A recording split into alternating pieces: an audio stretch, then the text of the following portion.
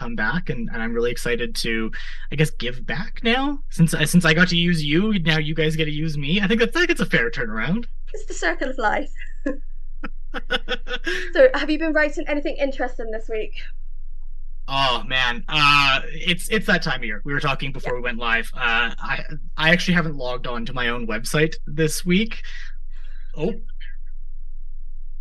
I just caught up on the live stream on my computer. Skipped the shit out of myself. I apologize. Yeah, no, I haven't logged in this week. Last week though, we were working on some pretty exciting things. As you know, I have other responsibilities in the fleet, and we recently shunted a space station, by my math, 240 light years away, and Give or so take a few light years. yeah, give or take. And so we're, and then most of my crew is actually not even on the Vesta, which is currently being fixed. So they're away, and we're dealing with some interesting problems. So leading up to that, we've had all kinds of fun little story quirks that we've been working on. We have a pumpkin spice plot where our replicators are replicating nothing but pumpkin spice inspired things. That's great. Kind of, yeah. So there's a few interesting things going on that I wrote last week, and I'm hoping to finally get caught up on this week. Fingers crossed. Okay, so this week, what have I been writing? I've been writing a couple of Power Ranger battles. I've been writing. Mm, My history teacher on Avalon has met a baker. okay. It's a little bit random, but it's not Star Trek. It's out of outside of Star Trek. And then on SS Mary Rose, I've been writing. What have I been writing this week? Our mission at the moment is a bit timey-wimey, so we're going to the past of the ship and we're going to the future of the ship. And obviously, as I've been there since the beginning, I've been doing a lot of writing in the past and the future. And then Atlantis, we're still on the starbase. We're about to meet some people that have got a plague, so that should be interesting. We're at light years from home, and we're getting involved in a bit of an outbreak, shall we say? So that should be interesting. I love the juxtaposition of both of your Star Trek line sims and the Vesta. You're writing two ships that in their time were absolutely the pinnacle of their technology. And by the time the Vesta's rolling around, one of them still exists and is horrendously outdated by comparison. But I love that like unique little juxtaposition we've got going on. Very much. Okay, so would you like to tell us a little bit more about your ship? Oh yes. Where do I start? Well, I guess start at the beginning. Vesta originally started as an independent sim. My good friend and I had decided we wanted to really write about the Vesta. We both love the Aventine books, Yeah. the Children of God, post Voyager DS9 books. And we're both fascinated with Aventine, so we thought to ourselves like, oh, well, let's write one on a Vesta class, and we couldn't decide on one, so we decided on the Vesta itself. Go big or go And home. then yeah, exactly. And then we had kind of an interesting issue pop up in the fact that at the time most like sim communities were not accepting the Vesta class as a quantum slipstream capable vessel. Nobody had written the lore on it. Nobody had written anything on it. So like we started independent. We wrote our own lore that our characters worked on the refit of the Vesta class. So it was produced. The quantum slipstream drive program was considered a failure until Voyager came home. The Vesta class was sent out into service. Then the USS Vesta was brought back to be a prototype to trial a new quantum slipstream. The character I write on there, Yoshi Minawara, was head of the quantum slipstream drive project. My assistant game master Exo Uendero is a head of structural production to maintain the fest, and that was just kind of like the thing we fell into. We fell temporarily into a different fleet. We found a home, and then my good friend who plays Sependyar was like, hey, come home. Obsidian Fleet's been your home for years. It's time to come home. So we ended up helping flesh out the lore on quantum slipstream drive technology to then import into Obsidian Fleet, and move the ship over. We're It's an exciting ship to play. The quantum slipstream drive is Pivotal to about 60% of our missions, and it's not because of the speed, but it's because of all the experimental technology. Our last mission, the reason the Vesta is currently under a retrofit is for the same reason, the Mary Rose is experiencing odd issues. It was struck by a unique combination of chronoton radiation and a Tholian device that was designed to cross into different realities that interacted with the quantum slipstream drive, and the ship was basically pockets of it split across not only different time periods but different realities as well. So we had an opportunity to explore, the trope where that everyone goes into with split realities, where there's a world where we lost the Dominion War, we're in the middle of losing the Dominion War, because what good Star Trek writing sim doesn't explore that reality? Very much. We did one where we won the Dominion War, but it was at the cost of Starfleet becoming like fully militarized, and the Federation, not quite like Picard season 2, where you get the Confederation, but like where the Federation of Planets really becomes like it was almost a United States allegory without, Okay. we didn't develop that very heavily, but like there's a large military presence became a huge part of it.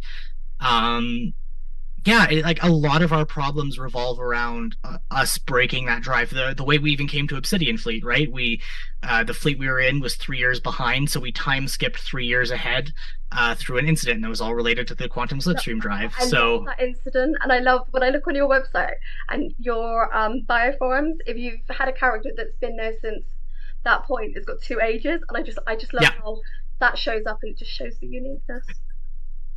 we've all jokingly started referring, when people, especially like new characters come on and they have a comment like, oh, like how old is your character? And we're like, well, how old are they, like according to Starfleet, or how old are they actually? And it's great. So we've had a ton of missions around that. We focus heavily on human centric, not when I say human, I mean like the human condition. Hmm. We focus a lot, we don't do a lot of combat missions. I think actually our last mission was the first time our phasers fired in 3 missions. We hadn't used our weapons, and we'd gotten close to it a couple times. We hadn't actually fired our like any of our weapon systems in the entire time, actually in our entire time in Obsidian Fleet. So our entire time since we were back in Obsidian Fleet up until the last mission, we had not once fired our weapons. Which is always like a great like thing to say to people, is like, yeah, our ship is capable of throwing a punch, but we actually have no idea what it can do because we've never tested that boundary. We focus a lot on, yeah, like very human condition, human psychology, human events. We had a mission, a couple missions back, where we were dealing with a planet that had been forgotten in the Dominion War. It was, close to Cardassian space. They'd basically, the planet had been assumed to have been wiped clean of life. So the Federation just never went back. It wasn't worth it. The rebuilding effort, like everyone was assumed dead. So a couple of traders had been, that's trader with a D, had been working on bringing supplies there, but like pretending like the Federation wasn't really ever going to come back. Like they'd shrunk away from that area of space. They didn't know they were Naughty. there. They were reliant on these traders. I actually like horribly. I wouldn't assume the Rosie would do something like this, because it was meant to be very like unethical, like somebody taking advantage of a bad situation, and that like the idea that even inside the Federation, you've still got people that have that Ferengi mentality, where Yeah. they're still willing to like take advantage of a situation to make a quick buck. Um, our current mission is we're on a different starship. We're exploring the one of the new Inquiry classes, and it's less the powerful warship that we're talking about, and just the bureaucracy of construction. We've got this new ship that's got a holographic crew and all of these different access levels, and they talk about like how, like, oh, it can operate with only like 50 crew members and everything else can be holographic. But now we have to navigate like, very much like our modern AI world with like all of our controls. It's like when you ask your home Alexa unit, like, hey, play a specific song, you've got an 80% chance it's actually going to do what you want it to, and sometimes it's just going to turn all the lights off in your house, and you're going to be Well, like, that's why why I did was you a do little that? bit concerned when you said the A word, that it was going it was gonna start doing something, but I panicked, looked, and it didn't do anything. It didn't turn the tree on. It didn't activate any music, so we're good. But yeah, My yeah, it's that's just it, right? Like we love exploring those missions, and it's very much the TNG aspect of it, right? Very that era of Star Trek where it was less about the confrontation and possible conflict and stuff, and more about those like people-centered stories. yeah. It's a So very long answer to your question. no, it's brilliant. It gets us right to what we want to know about the USS Vesta. So what has been your favorite mission since you started the game? Oh, we've had a few. I would say my all-time favorite mission, we did an Alex Jones parody mission. Um, and this would have been, so the timeline of this would specifically be when I became the task force group commander for TFGA. Back in the day. Yeah, back when you and I were colleagues. Um, we did a mission centered on a race that's now kind of popping up throughout Obsidian Fleet. I'm happy to see the Cord, which are a Cephalod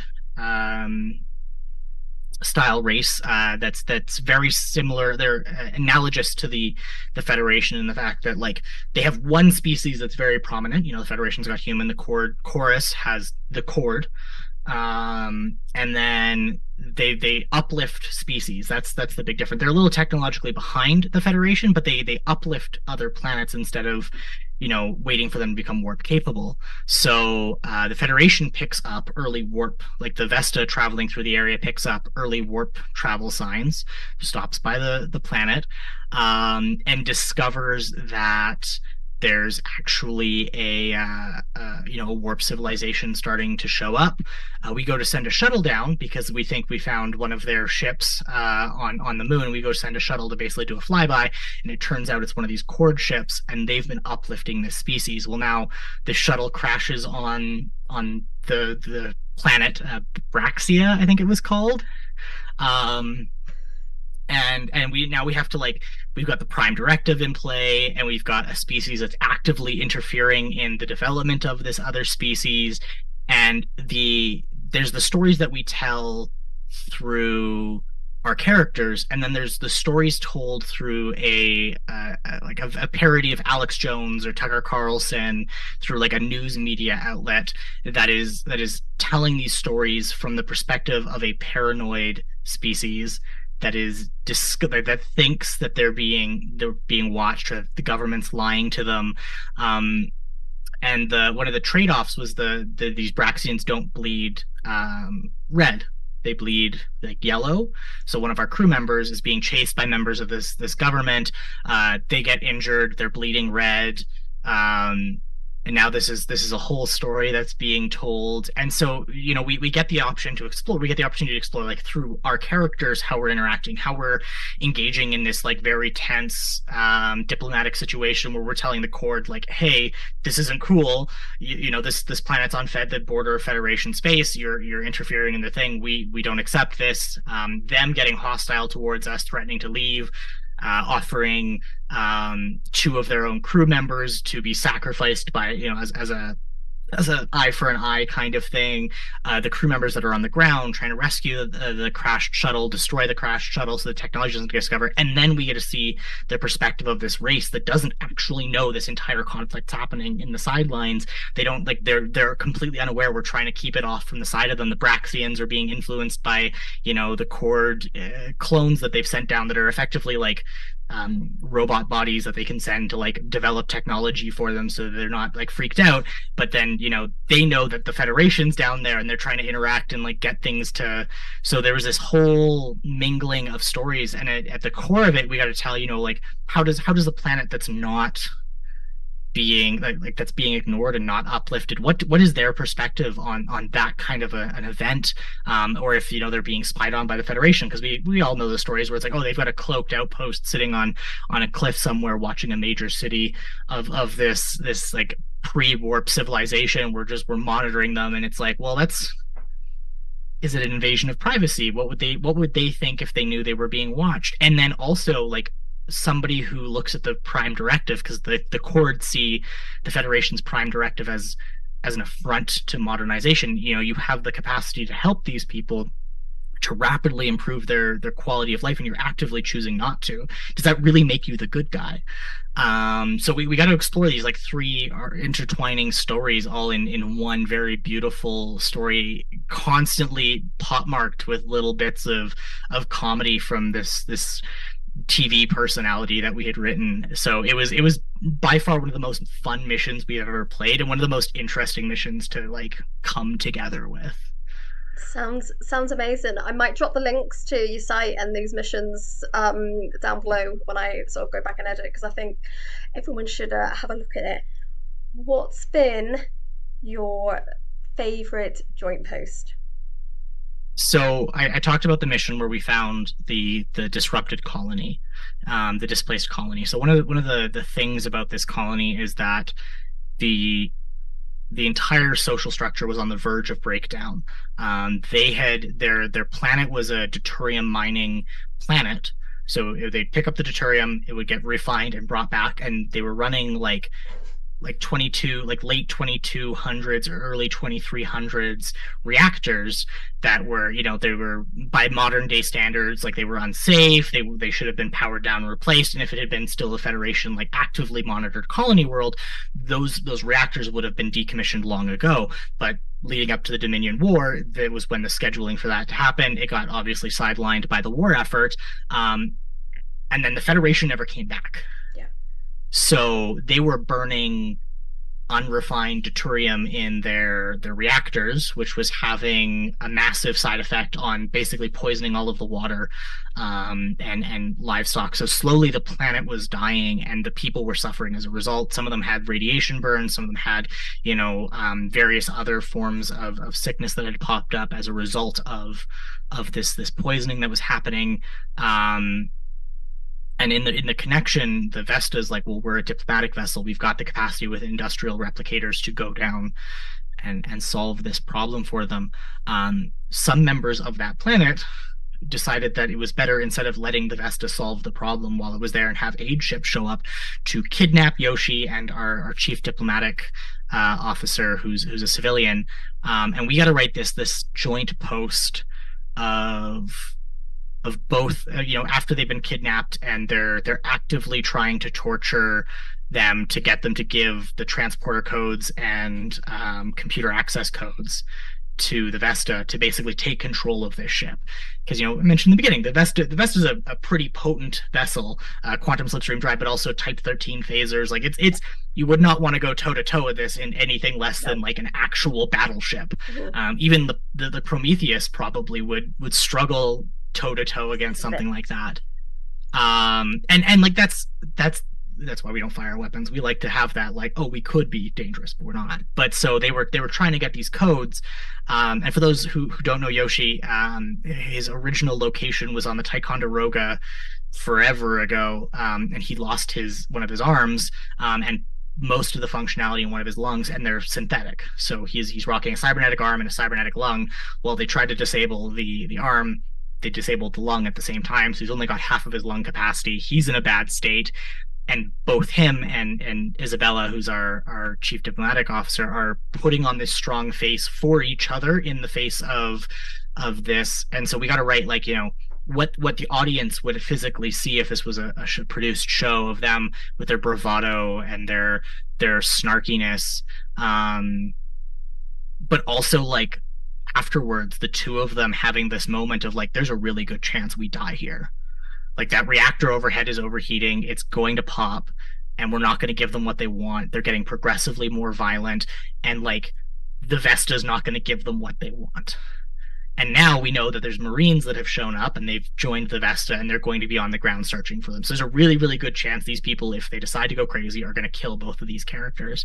So me and Izzy got to write this amazing story between the pair of us, talking about like showcasing that psychology of like, there's the person in command who's like putting themselves out there, putting the situation in place, and then there's like the actual human element. And it was such a like potent story to write, that it kind of like it's still like a story that sticks into my head. Like I don't think I'll ever write anything that good again. Sounds like an amazing story. I'm definitely going to have to go back and have a look at it. So you definitely need to provide the links. Other other than obviously you've had several moments where you've been proud, what's been your personal most proudest moment since you've had command of the USS Vesta? Oh, that's I think it's not a moment in the like tangible, like I can point to the exact moment it happened, but there was a moment we changed over from what a lot of people consider like the normal command structure of ships, where you have like your CO, you've got your assistant GM, and then you've got like maybe one other person that you really, really trust in there. And there's four of us that fill that space inside in Vesta, where you know our traditional command structure. But like normally a lot of people, those four people make all the decisions for the types of missions that happen. They pick and choose, they lay out the timelines, they plot them, and they go from there. I don't think a mission we've written probably since Braxia. I don't think a mission we've written since Braxia has been strictly developed by those four core members. It's there's a point we realize that if we all come together and we stop hiding things behind the, you know, to borrow a Dungeons and Dragons term, we stopped hiding things behind the DM screen and we started putting them out there. Everybody knows every single story beat of the mission that we're running, how the mission ends, how we get there. The change that happened was that letting the players influence those series of events and bring them in and predetermine how they wanted the story to play. So you don't get incidents where like everyone's had that new player that's like, oh, I've joined a mission, I really want to explore my thing, and now they're in love with the captain and their best friend died and all, and like it's always out of left field and you never know where it's coming from and you're like, what are you talking about? Yeah, We worked into a, you know, into like bringing those story elements where it's like, well, now we know what every beat is, but now we know how to help each other get to those points. So you're not left with that one where you're like, what do I write now? What is my next story that I write now? There's always somebody who's like, oh, you know, I'm writing up to this point. I need help getting there. Who's like, anyone want to jump on a join post and help me with that? And it's like boom, boom, boom, boom, boom, boom, it goes. And now we get these things where it's like, oh yeah, like we regularly put out. We're a slower ship. I'll be the first person to admit we're not one of the large, quick writing ships. But there are times where it's like, oh yeah, we dropped a post and it's 10,000 words. but And this it's is and it, why we changed the system yeah. to So like make it fair. so like we, you know, we regular, or you know, we'll drop back to back 3,000 word posts like that, no problem. And it's like that passion and that writing comes in there. It makes me very, very proud to have command of this sim. And I use the term command very loosely. It's my name on the name plaque. I'm the one who gets to say I'm the captain, but at the end of the day, it's not really my ship. It's my whole crew's ship. I'm just lucky enough that they let me sometimes pretend to give them orders. Just sometimes, eh? Just sometimes. I can actually believe that with your crew sometimes. To be fair, you know, you've got Cam, Like, you've got Rayleigh, yeah, I was good. you've I got was gonna say, like you know who I've got, like yeah, Markstrom. Like you go through the list and you're like, are you really in charge yeah. there? I just think you're the figurehead. To be fair, Mhm. I'm gonna be honest. I just think you're the figurehead. Okay. It's the same as our shared government. You know, we both have a king, and Yeah.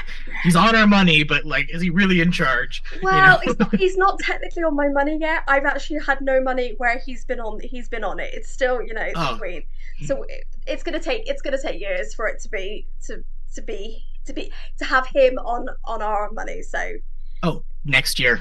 Ours got revealed this week.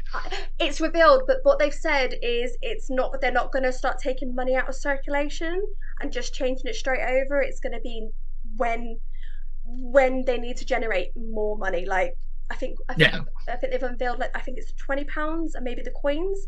So when they put the next lot of money into circulation, you know, we'll yeah. start getting it then, because they don't want it to cost us money. If that makes sense. Uh, See, it's funny because our mint is like, yeah, let's do it. Let's get on it. We're ready to go. Yeah, no, they're very much not like that here. They want to do it. They want it to do it in the best way possible without costing. you know, more money in a cost of living crisis, shall we say? But yeah. So, what was the first ship that you were ever on? Do you remember? The Journeyman. It was a Sovereign class. Okay. No, the Valhalla. My first ship was the Valhalla. I wrote a the chief helmsman on the USS Valhalla, which was a Norway class ship. And I remember almost leaving the fleet over it because the commanding officer wouldn't recognize certain parts of canon. Um, like we were dealing with a species that had developed warp travel, but their planet was really close to a star. And my character made the comment of like, oh, they could potentially discover time travel by accident because of, everybody knows how like time warp happens, and there's a reason it's restricted. Um, and the CEO was like, that didn't happen. And it was like, here's the episodes where it did, and the movie where it did. And we had such a big fight over it that I was like, I don't want to write with you anymore. I was also like 14, so or maybe younger. I don't know. I was young. I was but a wee child. So, was that your? I'm guessing that was the helmsman the first character that you had, or have you had all that? In Obsidian Fleet, yes. I have been writing fan fiction. We'll call we'll call it what it is. Joint fan fiction, and before the word simming was coming out, since before I was supposed to be on the internet. Yeah, me Like too. when it's like, are you 13? Yeah, 100% I'm Completely, 13. I'm completely. not 9. It's what happened when you had unrestricted internet access. We didn't do anything naughty. We just wrote. Yeah, yeah, we were nerds. Yeah, yeah. No, I wrote on Star Trek Atlantis Fleet, which was a forum based. I don't think they exist anymore. They probably are long dead. Um, I wrote on Neopets. Neopets had a fan fiction writing board where you could do joint fan Now we're fiction. going back. Yeah, so I wrote on there. Um, and then I wrote on something else before I found Obsidian Fleet, and I think I found Obsidian Fleet by accident as an ad for it through another forum writing service. I think that's so like I had characters before. Um that wasn't my first one. It was one of my worst. It was peak anime OC levels of bad in terms of like description, because again, I was an early teenager, but yeah, like it was my first Obsidian Fleet character. Yeah. Okay, so you've got your Vesta captain. What characters do you have apart from him? So I have on the Vesta, I've got Amelia Saint Lacroix, who is a French Canadian Marine. Who is you will notice a theme with a lot of my characters where Canada pops up a lot for some reason. Would Uh, not know. Would not have known. but yeah, so I've got her. She's a fantastic character to write. She's originally from Camp Falkirk.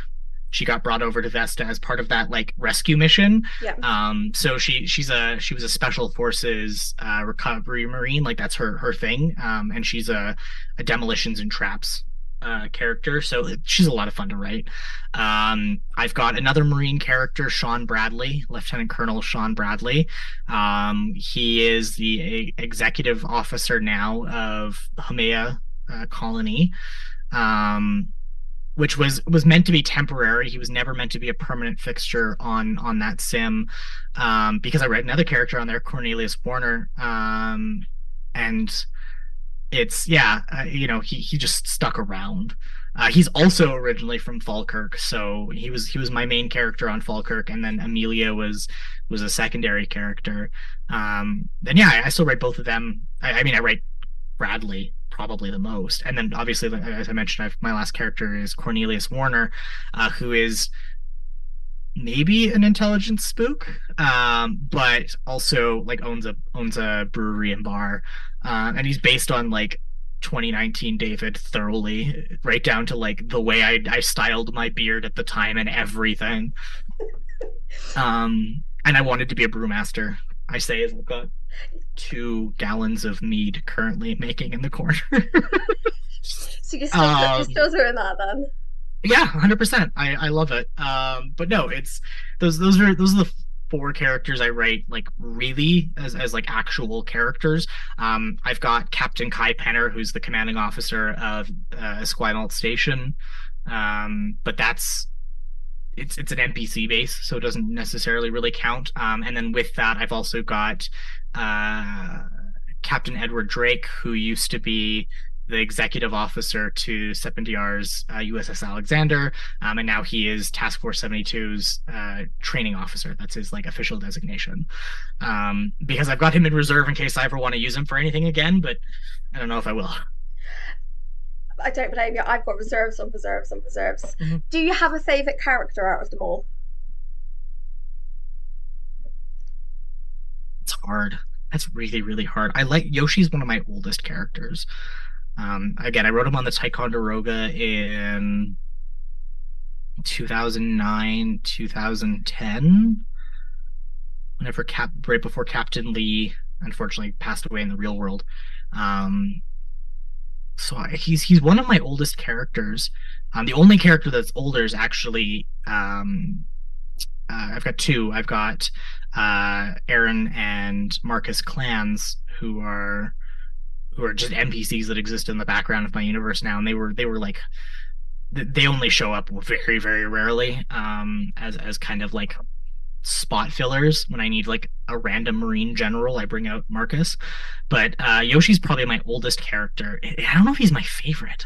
I love writing him. I love writing him as a character. He's very complex. He's grown tremendously. He's becoming grumpy in his old age. At Don't rule. or yeah, right. Um, so he's getting grumpy. And he's starting to show like growth. And he's had enough stories that we've told with the Vesta that it's like it's interesting and there's a lot to talk about with him. But I don't know if he's my favorite. I think honestly, I think genuinely right now my favorite character to write, and I don't get to write him often enough. I think in the grand scheme of things is Cornelius. He's such a like he's such a goofball. It's just so much more fun to write him, and he's not in Starfleet, so like ostensibly not in Starfleet, so like he just does whatever. He's regularly drunk, not because he's like drinking heavily to get drunk, but because he's like drinking with patrons and stuff like that. He's the first one to burst out into song. He's very like flirtatious and flamboyant with his actions, so he's a lot of fun to write as a character, but he's also got like a lot of just depth behind all of that, that makes him actually very interesting to write. There's always more than what you see with him, and every single element it's calculated, so it makes him harder to write because you have to like think through what Yeah. he would do. Like he picks like the shirt he's wearing that day specifically to like put on a specific appearance. Like he's that kind of person, so like it makes him very complex to play. And when I get to describe the things he's doing and the way he's interacting with people, knowing that every bit of it is like carefully calculated makes it just way more exciting to write, because there's the descriptions you get to write of like this is what Cornelius is doing or this is what Cornelius is saying, but you also get to write that like background thought, right? As he picks up a glass, the way he picks it up and swipes it with a new glass freshly poured, like those, like the way he manicures his entire bar setup for his tap room, every element of it's like hand picked to like paint an image of who he is as a person. Because I don't know if he's actually happy with who he is as a person. And I think that's the thing that's fun about him is like, is this who he really is, or is he pretending to be that person because that's who he wishes he was? And it makes him a lot more interesting to write. Well, that's cool. I think I vaguely remember writing with him back when I was on that game. Vaguely. Because I played You Theo. Yeah, you probably briefly at some point you were Yeah. in. I think everyone has rotated through the Silver Tongue at some point, Yeah. or if not through the Silver Tongue, has had to interact with him in like some regard, because the other part of him that's fun to write is he's just genuinely friends with the commanding officer of that sim. So it's really fun to just have him be a casual appearance in like various scenes with him, because they're like, oh no, they were actually just hanging out. Yeah. Yeah.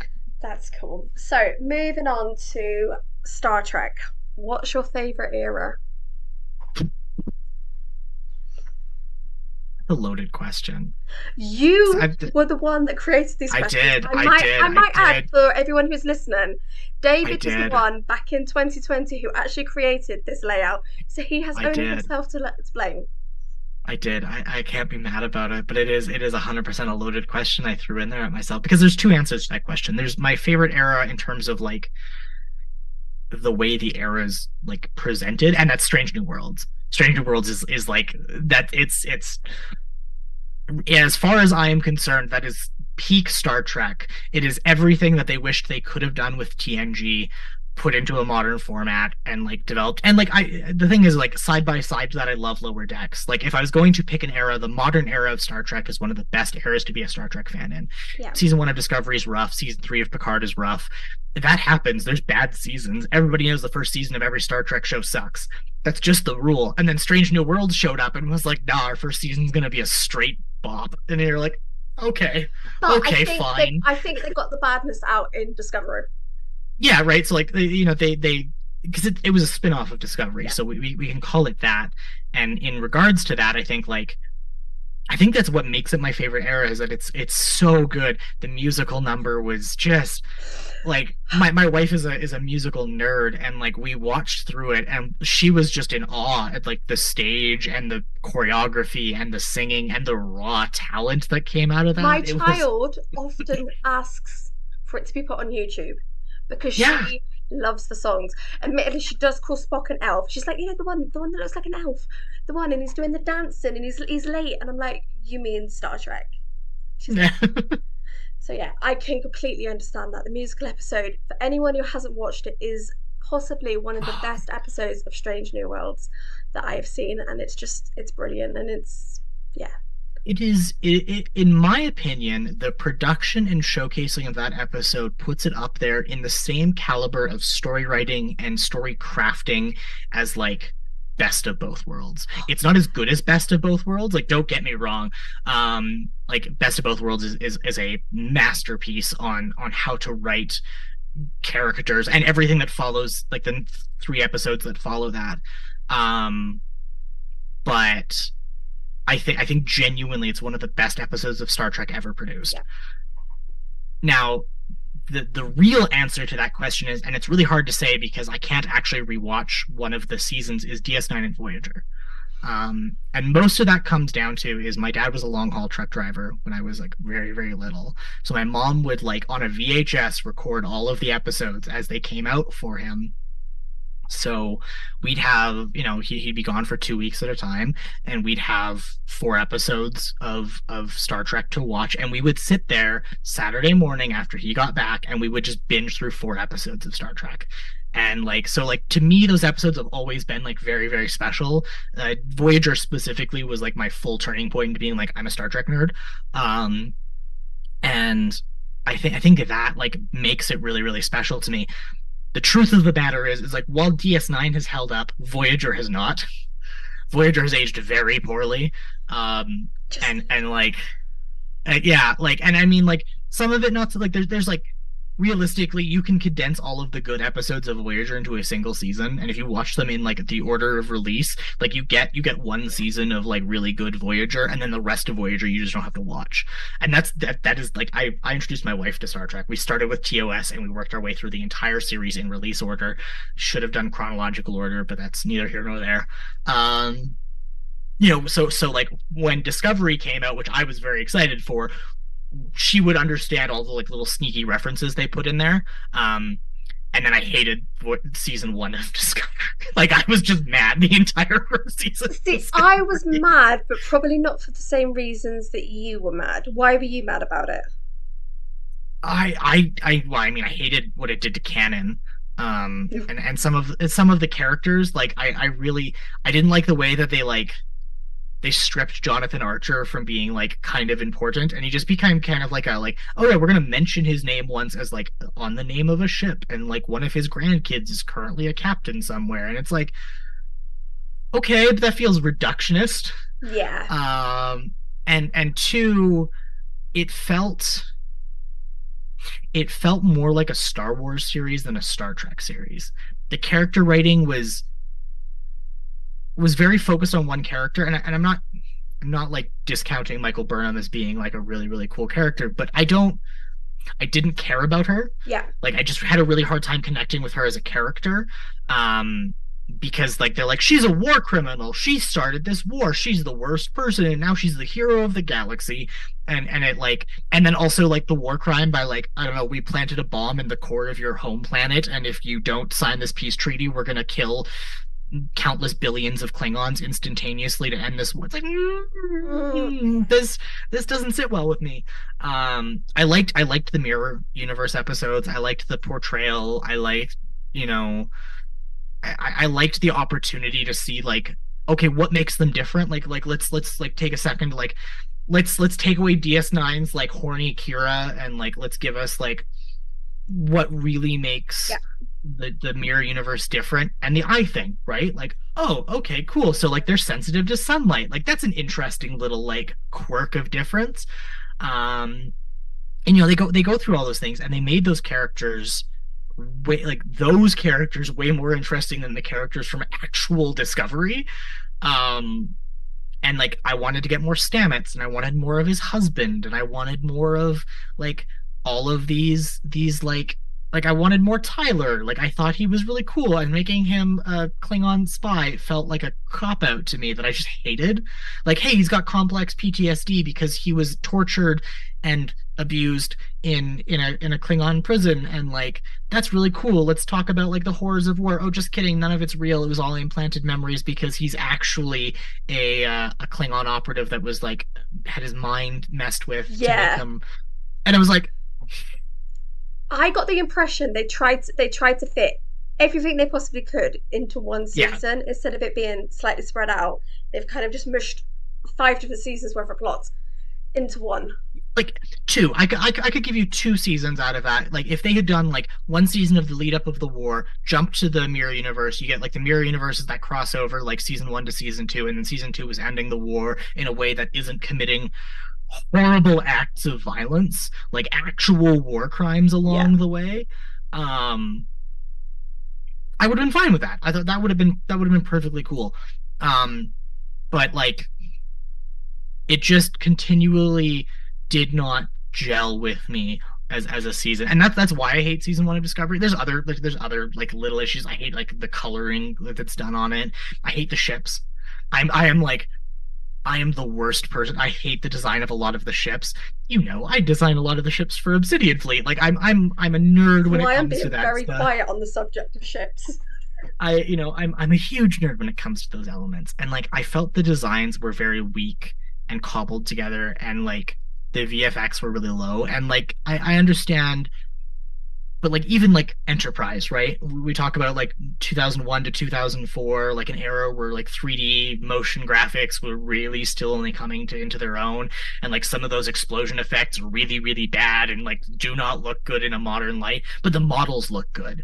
Like the Enterprise looks good. All of the Klingon D5 like ships look good. Like they're sure maybe they're not the best designs always, but they always looked good on Yeah. screen. And then like every ship in Discovery just looked like a Star Trek Online model that they had ripped poorly and then just like really badly lit all of them. And I think season 1 of Discovery will hold up worse as a season in terms of visual effects than Enterprise will. Than even like TOS will. I just Mm. I do not think the visual like because like you can go, okay, there's 60s visual effects. Oh, they're 2001 visual effects. But like season 1 of Discovery is like, this is really your Star Trek. Is this really the best we could do? Yeah. I can see it to a point, but I think they struggle trying to find their place coming back. Mm, I think they also, they didn't have all the people that they could have had. They didn't have as many people as built up, the people built up in the team as what previous seasons did. Because obviously we had what? We had the Next Generation, DS9, Voyager, Enterprise continuously for what? yeah. 15 years? 1988 to 2004 effectively. Yeah. So yeah, So, say about 15 years. And then obviously then we had 15 years of no track. yeah. And I just think that Discovery didn't have that built up of experience, and it very much does show. So would you say Discovery is your least favorite era? First season of Discovery. Hmm. I want to like, and then seasons 4 and 5 or 5. Yeah, 4 and 5. I had to. Here's the thing. I watched season 3. Hmm. I really loved it. I could not finish season 4. I think I made it like halfway through season 4, and I just stopped watching because I just didn't care. And so like seasons 2 and 3 of Discovery are peak Trek in my mind. Like it's taking that episodic format but combining it with an overall arcing story that we really saw in DS9. Like that's what made DS9 good. Yep. You had a monster of the day, an enemy of the day, a problem of the day, but you had these long arcs that like connected it all together. You had the Dominion War, you had the Bajoran incidents, like you had all these like things that like fit together to like make the story feel cohesive. And seasons 2 and 3 have that. They very much have like, okay, there's a problem of the day we have to solve right now, and this is the setup, this is the build for it. We have these amazing cast of characters that we finally fleshed out properly, and it like, okay, so the first one's like we're finding the Red Angel, I think it was called, and we're gonna, oh, it turns out it was actually like Burnham's mom and or Burnham at, and now that we have to go to the future to like solve the problem. That was beautiful. That was an amazing masterclass in storytelling.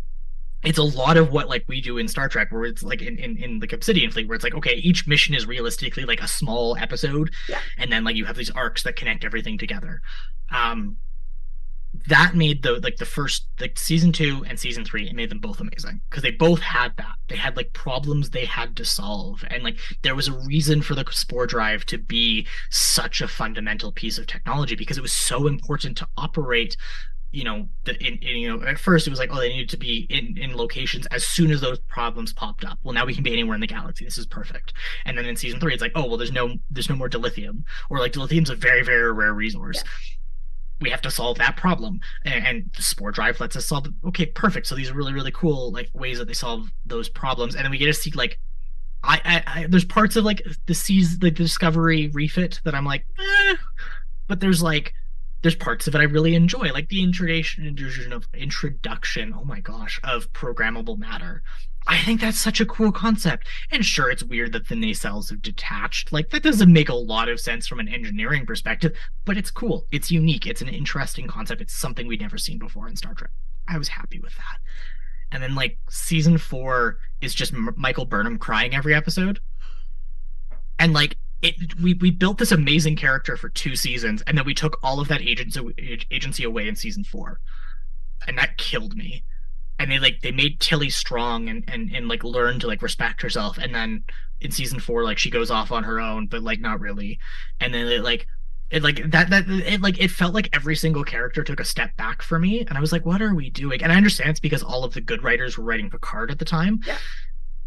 And then all of the good writers tried to go back to Discovery, and then the writers of season 4 of Discovery tried to write season 3 of Picard, and you get that kind of like weird, half-baked, poorly thought out story concepts that they're like, oh, these just don't work. Yeah. And it also became like the reason that the Dominion War felt so threatening is because it was contained. Yeah, it was a quadrant wide issue and everyone was at conflict, but there was only ever like one system at a time that was really in trouble.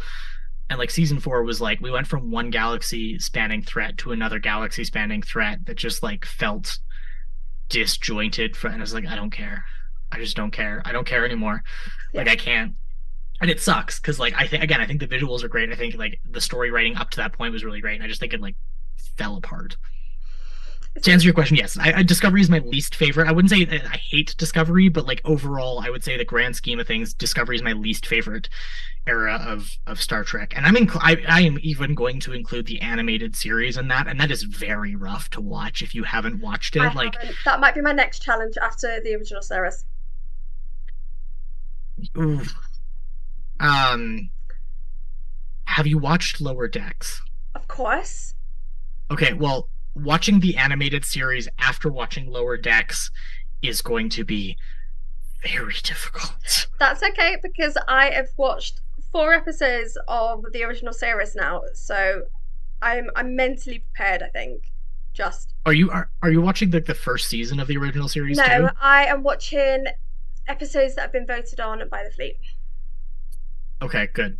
Because if you like 4 episodes into the first season of the original series, it's at that point like I if you gave up, I wouldn't judge you. Yeah, so I've watched The Balance of Terror, Trouble with Per- Tribbles, mhm. and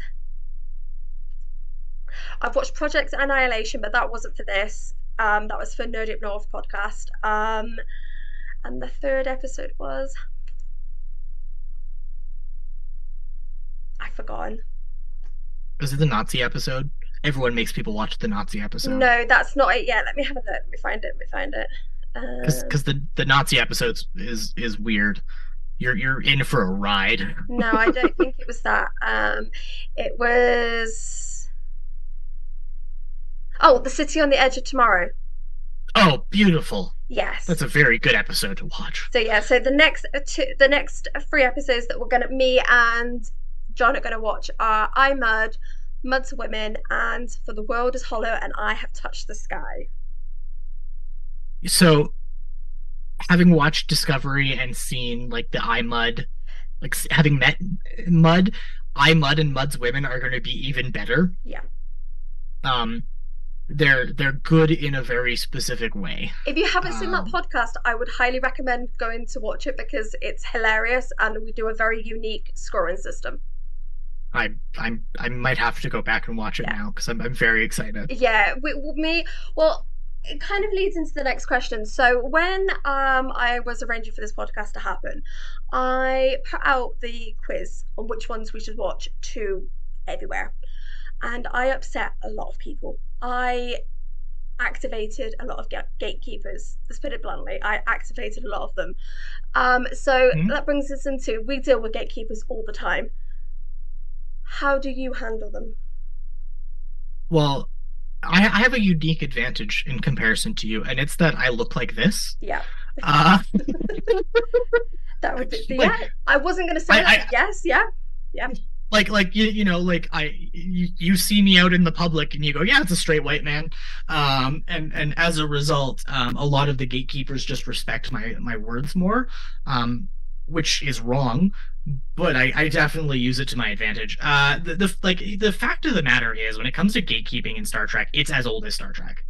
And anyone who's been around since the original series will tell you, like, oh, women weren't supposed to be into Star Trek, according to like the deep pocket nerds. Some of the early books are horribly sexist, and in a way that like the original series just never was. Like they are like men writing books how they wish the original series was. Keeping in mind that of course we had like a strong black woman on the bridge of the ship. We had the first interracial kiss in Yeah, like media. Like you look at like Star Trek and people are like, oh, they're putting politics into Star Trek. Did you watch it's any all of Star Trek? it's always been there. Like we have an entire episode. Again, the reason I bring up the Nazi episode is there's a lot of people like, oh, Gene Roddenberry was a Nazi because he had a Nazi episode. Did you watch that episode? Did you watch any of that episode? Because if you watch when you watch an episode, you're like, Gene Roddenberry wasn't a Nazi. He fought Nazis, Yeah, so like he wasn't a Nazi. yeah. Um, and you see a lot of that in Star Trek specifically, where like TNG's loaded to the gills with political issues, right? You've got anyone Riker seduced. Basically, there's an opportunity for them to talk about like different relationship dynamics through the way that Riker was a bit of a slut, and Mhm. because basically, if it had a heartbeat, there's a chance Riker slept with it. Pretty much. And that would and like and you go through that, or you go through like the feelings of isolation, how technology makes people more socially awkward. You have like the concepts of like, is democracy really better if the people running democracy aren't necessarily good people themselves? And then you've got DS9, and if you watch all of DS9 and think that that isn't political, you did like I want to know what you drank to like rinse that away, because like it's it like that show is one of hands down the most political examples of Trek out there. You know, you had a black captain, Yeah. right? Like that was like yeah, sure, it was 1994, and like we think of 1994 as being relatively modern and probably pretty progressive, but it wasn't. Not on television. Not on television, like a black man in power, like oh my god. And then you have like entire episodes where he talks about the struggles of black men in America in different eras. You have like the Graham Bell riots at two-part episode, like which if you're in America right now, you might be looking at going, oh wait a second. Like you go through Star Trek, and it's super political, it's super diverse, it's always made an effort. Like they had a Russian on the bridge of the first Enterprise in an era where Russia was the enemy, Yeah. the Soviet Union, but really Russia, right? You had you know, again, like going back to her native language is Swahili, not English. She grew up and spoke Swahili, not English.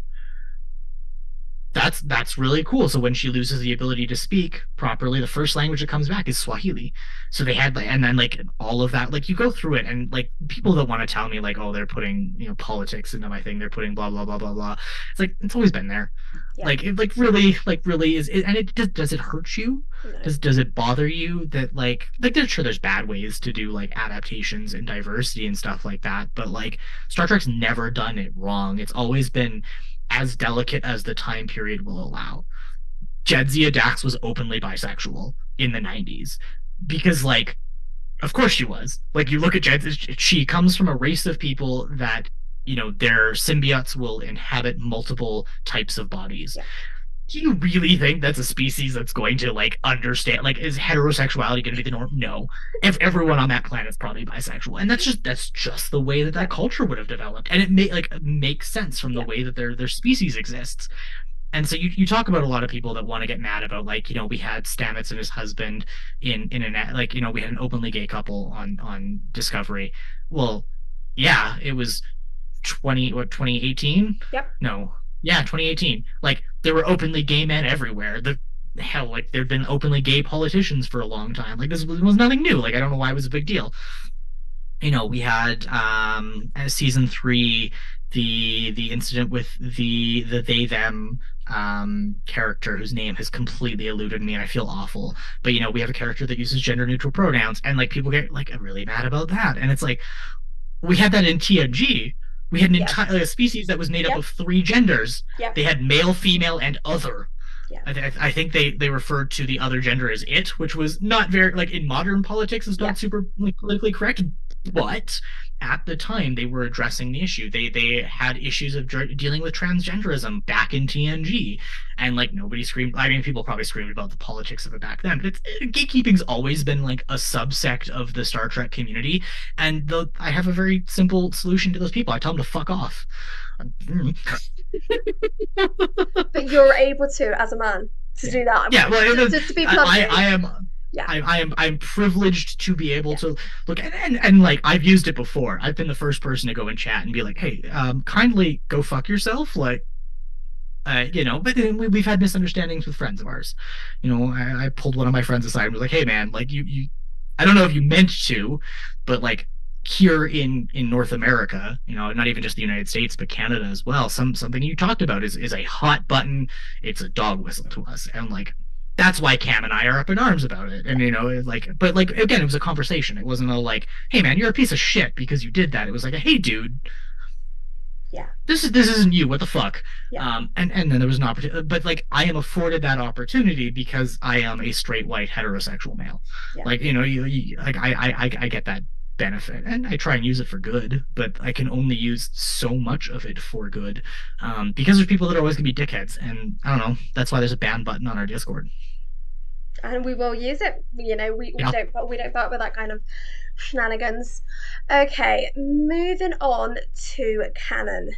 So we've got the television shows, we've got the movies. Do you consider the books and comics canon as well? Sort of. It's a soft yes to your question.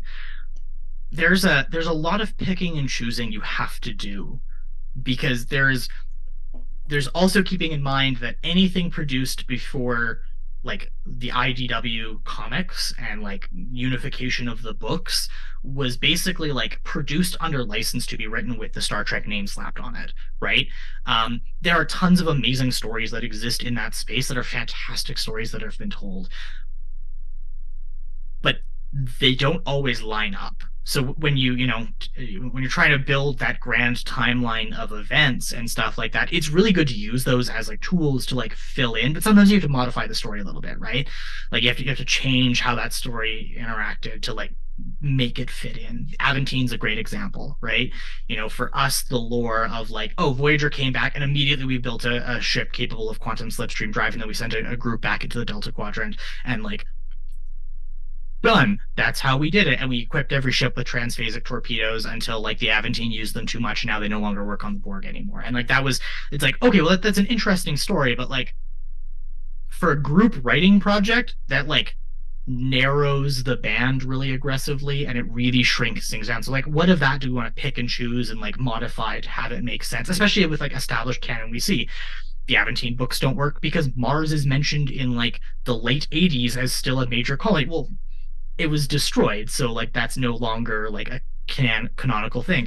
We had to modify our own to like accept the Mars attack. We had to modify Vesta's canon to accommodate those events. So we went from another story, like a post I loved writing was we went from having the Vesta built at Utopia Planitia Yards, that was where all of the testing was done, to that's where the testing started.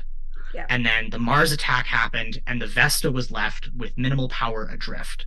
So literally, they strapped a bunch of worker bees to it, made sure it had gravity, and converted the entire ship, which was like already gutted anyways. They turned on all of its holographic protection systems and used it as a medical barge because it was non-functional anyways, and then it had to be towed back to Earth to be finished. Well, that's now the canon story of what happened. So like in Yoshi's life, he got married the day the attack happened because that was actually his original marriage date.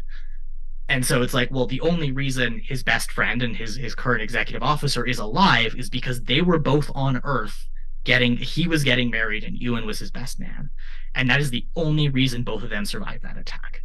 So it's like, well, we had to like change that lore around to like make it make sense. The books give us an opportunity to pull those pieces of lore together to flesh out our timeline a lot better, and fill in spaces that we don't really talk about, right? How often does the Ferengi Empire or the Ferengi Alliance really get mentioned? Yeah. Prior to like it doesn't get talked about. So like what happened in between there? Like what happened between like before human contact? What happened after human contact? Like what do those stories look like? So I am not going to say they're not canon. I'm going to say chunks of the books can be made into canon based on what we see. And that story will always change based on what the television series gives us. The exception to that rule is the comic books, which are written by the same writers who write the series. So like those are like the IDW comic books from recent memory are canon because they are meant to fill the gap. They're doing what we're doing, but like for official canon. And that's the tricky bit is like finding those things and also reading them because they're a lot. They're comic books, so they're a little fantastical. Yeah. So if you had unlimited money, unlimited supplies, unlimited everything, what Star Trek series would you make? Like, are we talking like what series would I produce Yeah. kind of What thing? series would you make if you could pick a subject and make it happen? I would make a series based on like a significantly smaller group, like not a big ship, not a hero ship, and I would want to see like again those more human stories, kind of like think of like Lower Decks, right? Like with Lower Decks we get to see a lot of like a small crew doing the mundane missions. I'd want to see like I'd want to see the rest of the Federation. I want to see like Earth. I want to see Vulcan, and not just like the like here's a painted mural shot of what Vulcan looks like. It's mostly desert with a single city. That's not how cities work. Like that's not how like I'd want to like flesh those out. I'd want to see more of like oh what was that city from the first episode, the first season of Picard, Free City, Free Cloud. Clouds, Free Cloud. That's it. Thank you. You look at Free Cloud.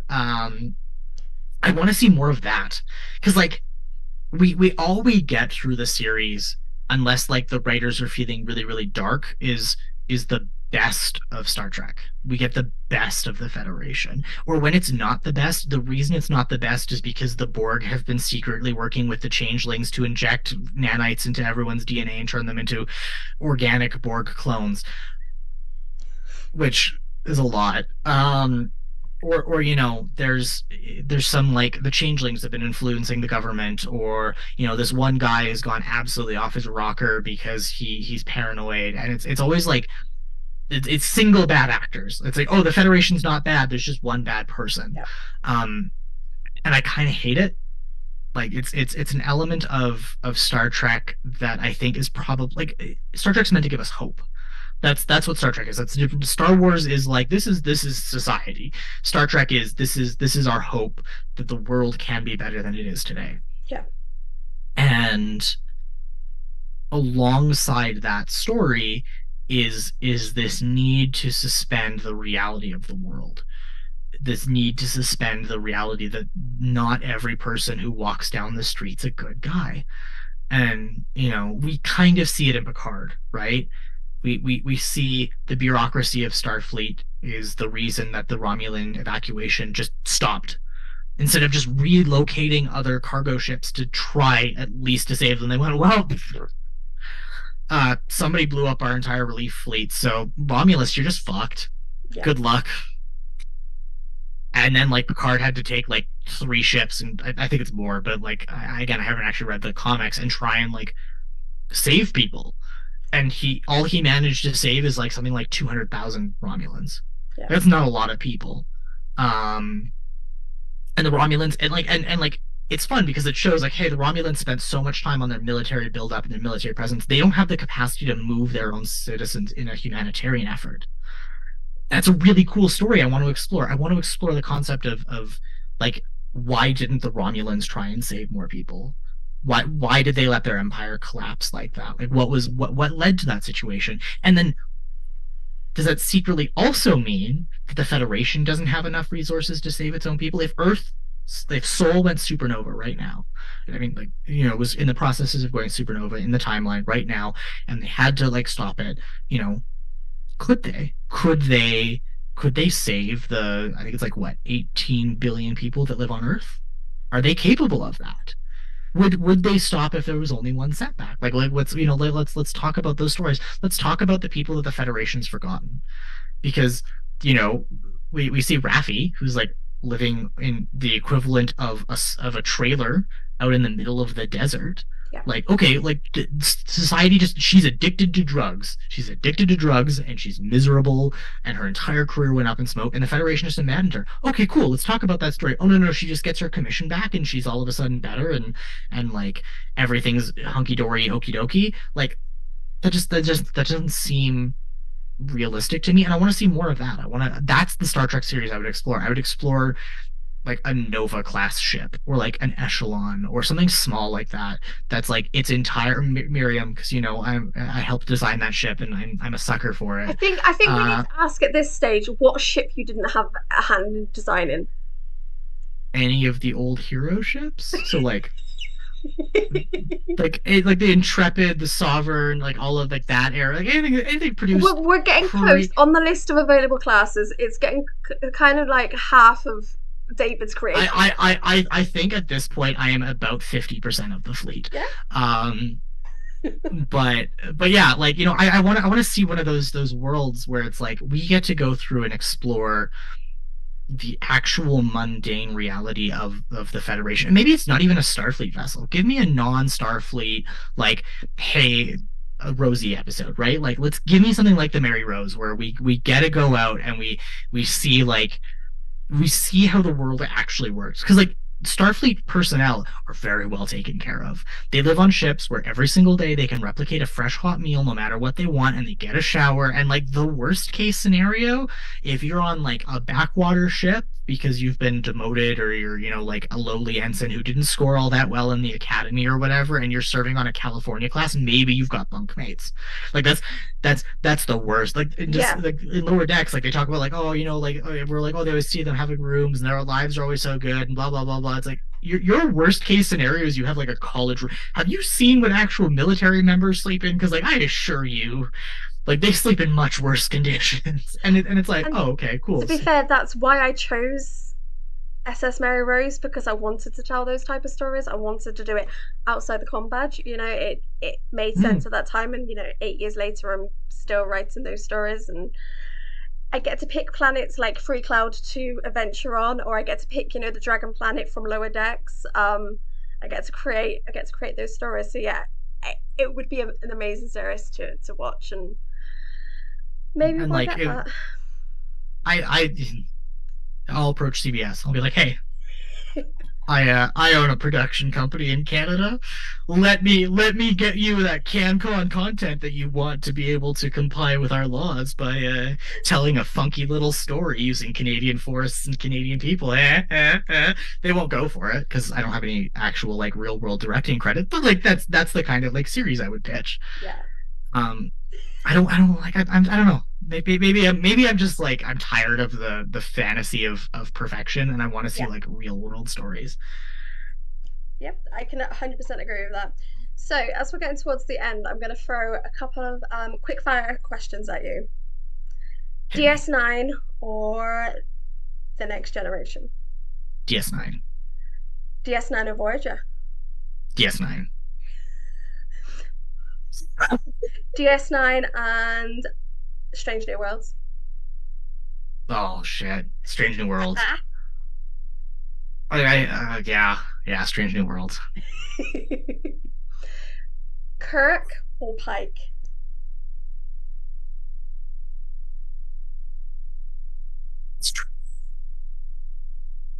This is revenge, by the way. I can tell new Pike. Anson Mount over any representation of Kirk. Actually, to be completely honest with you, Pike. Isn't he an amazing actor? And doesn't it make up for all the mess that happened with? Is it the Marvels? Is that what he was in, the Marvels? And he was, is it Black Bolt? He played.